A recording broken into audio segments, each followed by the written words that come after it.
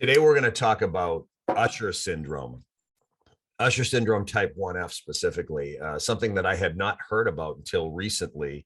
I've got two guests, Melissa and Rachel Chaikof, mother-daughter tandem here. I'll introduce you first, Rachel. Rachel, you were born with Usher type 1F. Rachel, just so you know, is a senior specialist of gender equality and social inclusion for a consulting firm. She's living with Usher and has really done fantastic in her life, managing through all the challenges associated with it. And then Melissa is Rachel's mom. She's the co-founder of Usher 1F Collaborative. They've been around for just over 8.5 years. I thank you both for being here, and I look forward to our conversation today.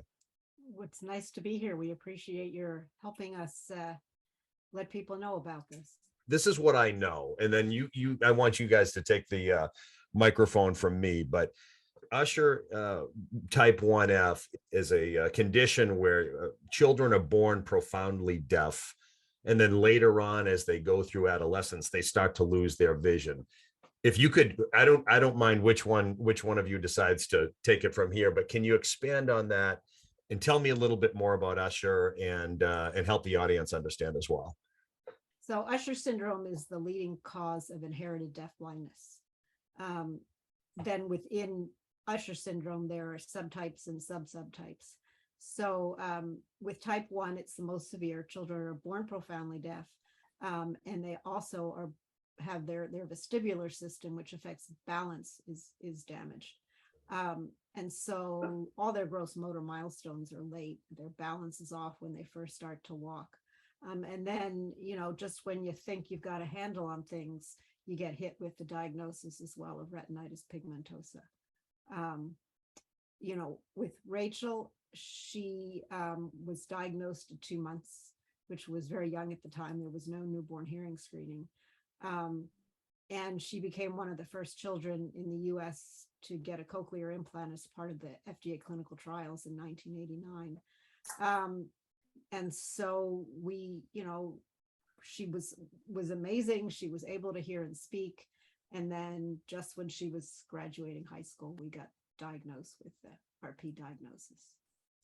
So at 2 months old, I would think that, at 2 months old, a baby can't communicate much beyond restlessness or smiling or crying. How do you know something like that is going on? Or did you even know? I noticed she didn't startle. And, to this day, I don't know how I noticed that as a first-time mom. But I remember my parents came in and I was taking them to the airport. She was a little over a week old when they were going home, and they slammed the car door and she didn't startle. And I remember thinking, I had already been concerned. But the other thing that happened was the vestibular issues became apparent. By the time we first went to the pediatrician, she was trying to remember, I think it was her 2-month visit. And I didn't know what normal head control was. And her head was floppy, for lack of a better way of putting it. And the pediatrician noticed it and suspected cerebral palsy, which fortunately was not correct. But so then he sent us to a neurologist, and that sort of sent the whole ball rolling to get the deafness diagnosis at that point. Okay. And from what I understand, this condition, and correct me if I'm wrong, both parents have to carry a gene in order for the child to have this condition. Is that correct? Yes, it's a recessive genetic condition. So my husband and I had no clue. Right. So that's the amazing part. I don't want to deviate too much, but I have family members who were born with a condition, totally different condition, and both of their parents had to have the gene in order for the children to have it, but neither parent has the condition. So it's interesting that you had something that was, and it's rare, right, for both parents to have this gene. Is that a rarity, or is that common? Well, so the most prevalent mutation for Usher 1F, about 60% of the cases, runs in those of Ashkenazi Jewish descent, Jews from Eastern Europe, which my husband and I both are. Okay. But we had no reason to suspect anything. And now there's extensive testing. The only thing we were tested for was Tay-Sachs.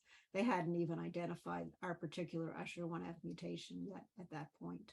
Okay. So yeah, so about 2% of those of Ashkenazi Jewish descent carry our particular mutation, but then you've got to have a 2% and a 2% get together, and then there's a 25% they'll have an affected child. So, Wow. you know, if you do the math, it's pretty rare. Yeah, pretty rare, right? Okay, so Rachel and Rachel's not your only daughter. You have another daughter named Jessica. Both children born with the same exact in the same situation. At what point, so you spent years and years and years trying to understand it, trying to care for your children, and then ultimately started the foundation. What sparked you to go down that path? Well, once we got the Usher diagnosis, which was in 2006, I got involved in, my husband and I both, he's a physician and a researcher, got involved in learning more about what was out there in research for a cure. And what we began to understand is that there was some very promising research, but it was gene therapy, which is specific to the specific gene where the mutation is. There was significant research, even a clinical trial for one type. There was absolutely nothing for Usher1F. Mm-hmm. And so we looked at each other and we're, if we don't do something, who's going to do something? And we reasoned that we had the background with his medical background and research, and I had spent the past 14 years working in nonprofit fundraising and development. Yeah, I would think it's an overwhelming challenge as a parent, trying to come up with answers that in some cases might not even exist. And I don't know exactly how far along the studies were when you first experienced this, but personal experience, having gone through trying to get answers from doctors for different reasons, or seeing family members do that. If you don't know how to navigate the system, or you don't even know where to begin, it can be enormously frustrating, trying to find answers. I remember, going to the doctors for something, and it was all about ruling out. They always wanted to rule things out. But as they're ruling out, you're not getting any answers. But here, you come from, your husband works in a hospital. You come from a math background. I brought this up before we started recording, but I think of a math mind as a natural problem solver. I got to get answers. Were you ever frustrated and I want to get to Rachel as well here, so I'm not going to eliminate you from this, Rachel, as well, but how frustrating was it trying to navigate the process coming from, a pretty solid background with maybe the tools to do so? It still couldn't have been that easy, I wouldn't think. No, I mean, as I said, there was nothing, but it was so emotionally overwhelming and stressful to sit back and do nothing and think their vision's going to deteriorate and I can't do anything to stop it. Right. That starting the foundation was not just an act of love, but one that was enabling, because I know that I am doing absolutely everything I can to change the outcome for Rachel and Jessica. And also the fact that we've made incredible progress because of the team we've put together for the foundation. Mm-hmm. From nothing in 2013 when we started to now, multiple treatments in development with 2 gene therapies that have a clear path to the clinic at this point. That's fantastic. All right, Rachel, I'm not like an expert in any of this, so any questions I ask, I'm coming from off the cuff here. So I was actually watching a show last night about a gentleman. He is an architect, and then later on in life he lost his sight, and he's redirected all of his attention to creating buildings and livable situations for people that have lost sight or can't see anymore. And he's become, and he says, an even greater architect. In fact, he had said, I wouldn't trade my situation for the world, because now I'm making much more of a difference, knowing what it's like to go from sight to not being able to see. And he's done phenomenal work in airports and in office buildings, and really thinking, not just as an architect, but as somebody who's living with, loss of vision. So in his mind, he's got advantages that he otherwise wouldn't have had. I'm curious to hear from you. You this is all you know. You were born this way. You've got the world, your parents trying to come up with solutions to fix something that you just know as, I would think, as normal at some level. Do you feel at any level that you have some advantages having had this experience, or do you see it the opposite way? It's a combination of both, because for a starter, I was born profoundly deaf. So I grew up never knowing what it's like to hear normally. So I only know the world through hearing the cochlear implant. In that case, I've always said that I appreciated having a disability, because it has taught me to learn how to overcome barriers and think strategically how to solve complex problems and create solutions, which I feel that has contributed to my success at work, because my work is all about tackling challenges and creating solutions. And then also my deafness has brought in great friendships that I wouldn't have otherwise have had if I didn't have the deafness. For example, when I was in college, I often traveled to other countries to visit friends who were deaf and hearing cochlear implants that I met through online groups. However, for the vision, because I grew up seeing normally, and I still to this day on day-to-day basis see normally, for me, it's hard to grapple with envisioning what it's like to have no vision, especially because I grew up being very passionate in art, and I went to an art college for undergrad. And so losing vision means not only losing the ability to do art, in particular photography, which is an area of passion of mine and what I also majored in college, but also losing independence. I am a very independent woman who likes to be able to get places without any assistance. And so when I first got the diagnosis at 19, I was living in Atlanta, which is a very car city. It has a big car culture. And I was driving all over, and I had my own car. And the thought of losing the ability to drive and not get anywhere was hard. And fortunately, I was able to make adjustments by selecting to live in a city where there's accessible transportation, all that, because having that independence is still important. But even then, I still don't want to lose any vision, because I still want to have the full independence, not have to rely on people. Because, for example, at nighttime, when I'm in rural areas where there's very little to no light, and it's extremely hard to see, I have to often hold on to my husband or someone to get to places, and I don't want that. I want to be able to get to places on my own. So you may have answered this, Melissa, you might have answered this earlier. Will your vision continue to erode, or is there a way to, is there some sort of treatment that will allow this to go on pause or potentially improve? So that's what we're working for. There isn't anything right now. There's nothing. To quote a friend of mine who has a son who also has Usher 1F, the technology is a white stick, aka a cane, a white cane. That's it. So, and there's there's apps now, where people describe things and all, but in terms of actually halting the vision loss, that's what we're working for, because there isn't anything.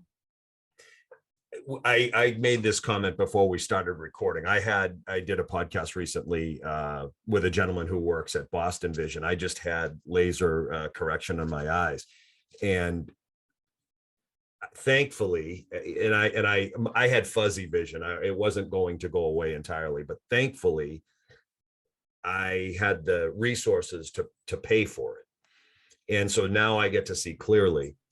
But I was talking to my brother-in-law yesterday, who just had the procedure done as well, and I think to myself, wow, and the company believes that it was able to make tremendous advancements because the treatment is not covered under insurance. So they were able to get through the process and get things, I don't know, make progress in a way that they otherwise wouldn't have. But the sad part for me is only a certain percentage of the population can actually benefit from their technology. And it really comes down to, do you have the money to pay for it?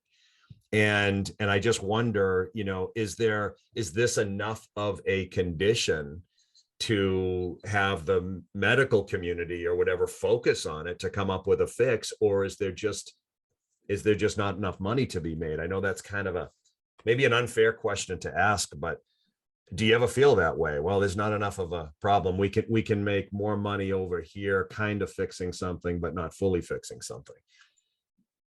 What I would say is that's why we're a patient-led research organization. We're one of the first 30 recipients of a Chan Zuckerberg Initiative Rare as One project grant. And so through that, I met 29 others, and now they've added 20 more. And the reason that things are happening for these diseases is because families have stepped in. Wouldn't have happened otherwise. And at this point, we have funded $8 million in research. What I would say about it actually getting to the patient is, yes, there is another type of retinitis pigmentosa called Leber's congenital amaurosis, LCA. And for one of their mutations, there is an FDA-approved gene therapy, Luxturna. It was the first one approved. And it started out at about $800,000 per eye. And then it eventually went to $800,000 for both eyes. But when you think about the cost, that sounds like a fortune. But first of all, it's they believe or hope that it's a one and done. Secondly, the cost of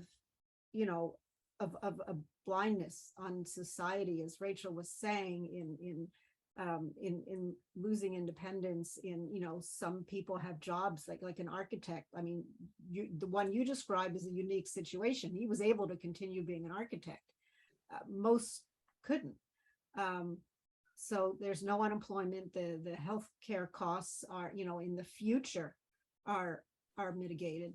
And so, yeah, I mean, I think there is a model where it is beneficial to cure a rare disease, not just for the individual, but for the overall cost to society.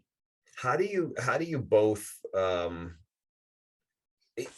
obviously you have a phenomenal reason for being committed to this. Rachel, you're living with it. Melissa, you've got 2 daughters with this situation. I'm sure that fuels you, but how hard is it to find people that are just as committed, and that they've got they've got that thing that's going to cause them to fight and be curious and show up and challenge? And that's to me, when I think about the work I do, which has nothing to do with this, but that's one of the hardest things to find in people is true commitment.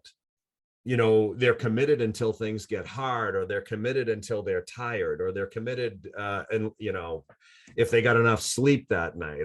But the minute something happens, they lose the commitment. The bird flies by the window and I'm just going to stare at the bird. How do you find people that are equally as committed? I would think that's tough.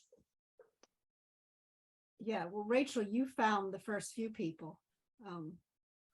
And if you want to talk about how you did that. Yeah, so when my parents first started the foundation, we only knew one other family with one child living with Usher Syndrome type 1F. And then I found other people by sometime before the foundation was started. I had come across a story posted by a friend on the Facebook news feed about a Jewish woman living with Usher Syndrome. It didn't mention the type, but because she was Jewish, well, actually, I shouldn't say, it didn't mention that she was Jewish, but she had a Jewish last name, which had me suspecting that she was Jewish. So I reached out to this friend and asked her if she's Jewish, and she said yes, and she put me in touch with this woman. And then I asked this woman if she has Usher Syndrome type 1F, and she said yes. So then we met with this family, and the mother became one of the board members. And then one day I posted on Fighting Foundation Blindness had made a post about something on Facebook that led me to post in a comment saying that I'm looking for other people living with Usher 1F. And then as a result, it led me to finding a woman who is the exact same age as me, who, believe it or not, got the cochlear implant at the same hospital at the same time for the same clinical trial, and is living with Usher 1F, and her father is also the board. And then somehow from there, I found many others, and then some of them found even more that eventually, led us to finding tens of families. Right, right. And with equal levels of commitment, do you find that as well? No, I wish. We have some families who are with us every step of the way. They're out holding fundraisers. As Rachel mentioned, some of them are on our board. And then we have others who they're just too busy, which, and I mean, in all fairness, we all lead busy lives. And for some, it might be tougher. I'm in a fortunate position in that I was able to leave my job and devote myself full time to this. But, in particular, in November of 2015, we got a very teary phone call from a mom in New Jersey whose 3-year-old son had just been diagnosed. And we talked. They have a fantastic, huge, generous social network. The mom, about a week later, posted on Facebook this teary, heartfelt post, "Please help my son." And, we didn't get up from our computers. I think we raised, was well over 10,000 in a day. And by the first week, it was about 80,000. Wow. Wow. And so they've become our partners, just as committed. And we have a number of families. One woman just ran the Boston Marathon, raised over 5,000 for us doing that. Oh, wow. But yeah, no, look, I wish every family who's affected would be equally as committed. We have over 70 on our immediate list, but it's about 60 families because some like us have more than one. And if every family raised even 5,000 a year, that would be 300,000. Right, right. Do you feel at some level that you were both meant to do this? If we succeed in finding a cure, and I think we will, then absolutely. But as Rachel said, I often felt as if my girl's deafness enriched our lives because of the people it brought into our lives. We could all have done without the vision loss and gone on with our lives. Yeah. Yeah. What about you, Rachel? It's got to be frustrating to know that there is no cure for the sight piece of it. The cochlear implant, I'm sure, changed the trajectory of your life significantly.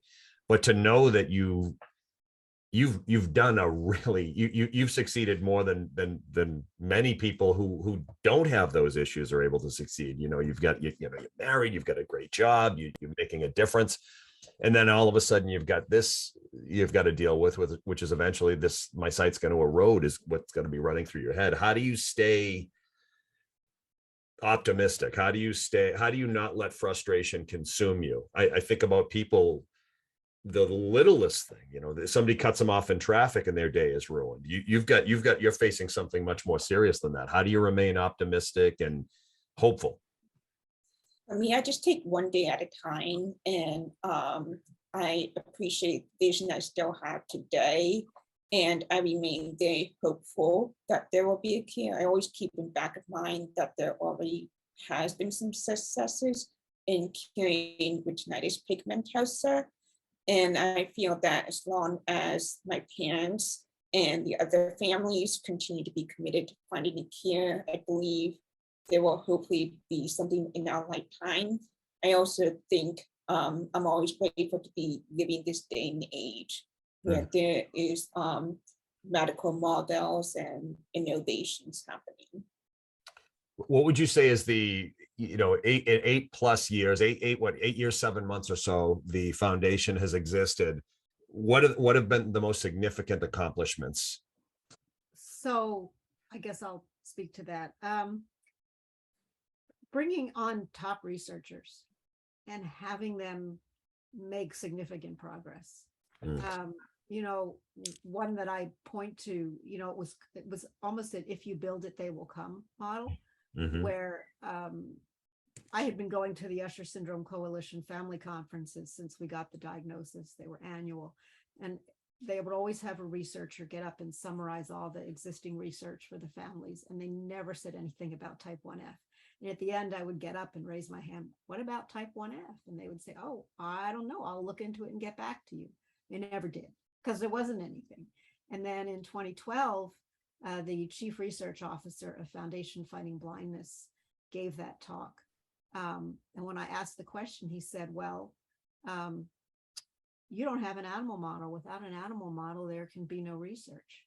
Mm. And then that night at dinner, I happened to be sitting next to him and I asked him further about his comment. And he said, you should check out Monty Westerfield's lab at the University of Oregon Institute of Neuroscience. He's making zebrafish models, which are very good models for retinitis pigmentosa. And so we did, and that was our first funded researcher. We got our zebrafish. We brought on another researcher and then a couple more. And in May of 2017, we brought our researchers together for the first time in Boston. And my husband opened up the meeting to the Harvard Stem Cell Institute, and they advertised it in their newsletter. And one of the researchers who saw it was a man named David Corey, who is very well known in the audiological research world for what he has uncovered about the mechanisms of hearing. Well, one of the genes that he had spent his career studying was our gene. And so he saw the announcement about that conference and he said, we should go to this. You know, we know as much about this gene as anybody. And so he came.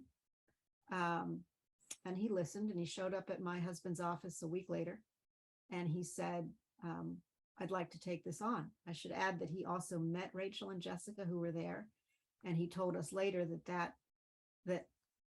you know, beyond the science, meeting the patients, meeting those who were affected. And he said they were carrying on with their lives and doing so well, despite what they had thrown at them, that he felt he could make a difference and he wanted to. And he hit the ground running. And he has been amazing in developing gene therapies. He brought into his lab an MD, PhD ophthalmologist who has really been spearheading a lot of the ophthalmological research. And so, you know, I think sort of this, in terms of success, this building level upon level, until we've reached a point. We just had another researcher from a top institution reach out to us, and they're taking on Usher 1F. So I think our success has been in what we've accomplished, and also that we're getting noticed, which is bringing more interest in research to Usher 1F. Is it, and are you more visible and available? Is the story getting told through more channels, or it's such a personal story it's resonating, or is it pure luck that these researchers, they say, I'm interested, I want to jump in where's this coming from? It's coming from first of all, we finally have researchers who are out there presenting at conferences and publishing where there never was before. It's coming from, you know, I just asked this latest researcher who's joined us, you know, and they were looking, not to get too much into the science, but one of the things that makes gene therapy more difficult for Usher 1F is the gene is too large to fit on the standard delivery vehicle, which is a viral vector. And so, you know, and this is a problem that's rampant. I mean, all but 2 types of Usher syndrome face the same issue. So there's been a lot of attention to these types of gene therapy. And so they found us online, they found our website. So I think it's a combination of our being out there, of, you know, we got press when we won the Chan Zuckerberg Award. And there was an article in a newspaper that a former colleague of my husband's at Emory University saw, And he called my husband. He said, hey, I've got this compound that might be beneficial. I'll give it to you to test. Our Oregon researchers have been testing that. So it's been a combination. As you're both talking, I'm thinking the medical side of this. You want their attention, you want their commitment, you need their curiosity and their follow through and all that stuff, and their time and whatever, their emotional investment in this thing. There's that. And you're praying, please, like let this take off. But over here, you've got people, in this case, Rachel, your other daughter, and all these other people around the world that are trying to live with this. So there's this gradual erosion that's happening. But while that's happening, I would think the world is not necessarily arms open, understanding of it, curious about it, socially. I mean, just like day-to-day interactions. What was Jessica? I'm sorry, Rachel. This I keep saying Jessica because I know you have a sister named Jessica. We talked about her. I talked about her with your mom when we first met. But what is it? I'm just curious, and not to turn this into a negative, but I would think at some point people can be cruel or not understanding of the situation. And do you have any experiences with that where you're trying to deal with this? You're trying to live a regular life, as regular as you can make it. There are doctors trying to fix something over here, but not every child or person that you encountered, I'm sure, along the way was accepting. Am I making an assumption here? There are people with disabilities in general who don't want to care and who argue that the world, the society should be made more accessible to them rather than creating treatment. And I don't agree with that. I prefer to access the world through repairing, fixing my body parts. For example, with vision, I prefer to see the world through colors. I want to see the colors. I don't want to see black at all. And that's why I feel strongly about it. And so there are definitely opinions out there who believe otherwise. And it really upsets me because some of them who argue for it are prominent disability advocates with big names. And I feel that they are getting in the way of slowing down the medical innovations by giving the message to the doctors and scientists saying, we don't want care, and then they may get the wrong message saying, okay, we'll stop innovating. No, they should continue to innovate, because there's many of us who want the care, who want the treatments, and who have a preference of accessing the world through our body functions rather than through modified environment. Oh, interesting. So what, if I'm understanding you correctly, there's a way of believing that, hey, if we just teach the world or to adapt, then now everyone gets to live in it and everything's going to be fine. And you're saying, no, I want to see, I want to hear, like, stop adapting. Like that's not the ultimate solution. That's actually getting in the way of the innovation. Am I understanding you right? Correct. Right. That's going to piss you off, because there's a whole, even the architect story that I referenced earlier, it's not about getting the site back. It's about adapting the buildings and the roads and the bridges and the hallways for the blind, which is great, so they can navigate. But it's not about, how do we fix this thing? Yes. I do appreciate that people are advocating for the human rights and equality of people with disabilities and really working to improve the society's acceptance. But the thing is, I believe both advocating for making the world more accessible and medical innovations can coexist and can happen at the same time. And I feel those people who are so focused on the human rights should just not even talk about medical innovation. That's something that doesn't interest them. Don't be negative about it, and that again, the way of those who prefer getting cures. Okay, you've got a strong personality. I love it. So I have this wild curiosity. If I see somebody who I can't not talk about something, so I'm curious. That's one of the reasons I do the podcast. if you have this condition, I want to talk to you about it. There's no shame in that. Do you ever have experiences with people that just, maybe they're not on the table with you, or they hold back with you, or they treat you as if hey, she's going to be sensitive to that topic? Or do you find that most people, because of your personality, are right on the table and curious and open, and do you feel like you're treated just like anybody else would be treated? I definitely have a strong personality on a day-to-day basis. And when I see something's not right, I will speak up and be very blunt about it, because I feel that can help push even further to change the world. Yeah, I love that.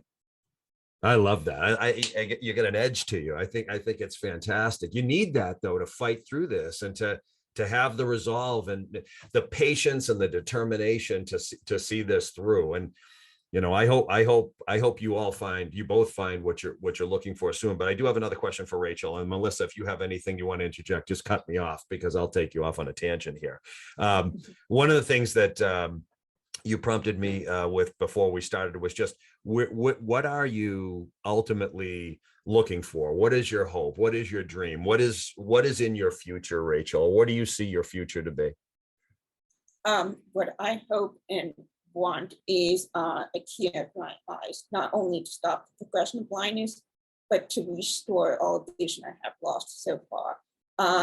Not only because I want to be able to continue to see the world in colors, and I should note that I'm very passionate about traveling, and traveling is part of my job. I visit far-flung places such as Iraq or Madagascar or Colombia, etc.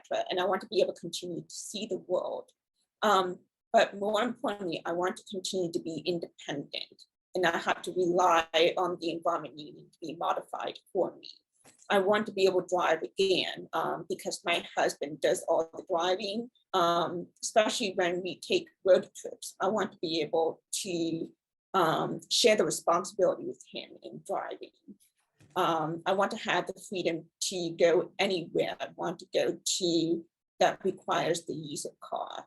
So that is my hope. I want to be back to where I was the day before I was diagnosed with Usher Syndrome type 1F at 19, where I can freely go anywhere without any constraints. Just your determination, like it's not negotiable for you. That's what I love about what you're saying, is this is what I want. I'm not accepting of this situation. I'm not going to tolerate this situation. And I've met people in my life who anything happens to them and it's almost like they want to hold on to it. Now I don't have to work, or now I have a reason to stay home. Now I have a reason to be angry. Now I have a reason to not do. And I hear the exact opposite out of your mouth is no, like now I have more of a reason to take action. I have more of a reason to speak up. I have more of a reason to get stuff done. That's what's coming out of you. I don't think that's the norm though. I don't think that's a norm. I mean, even my question earlier, do you feel like everyone's as committed as both of you or your family?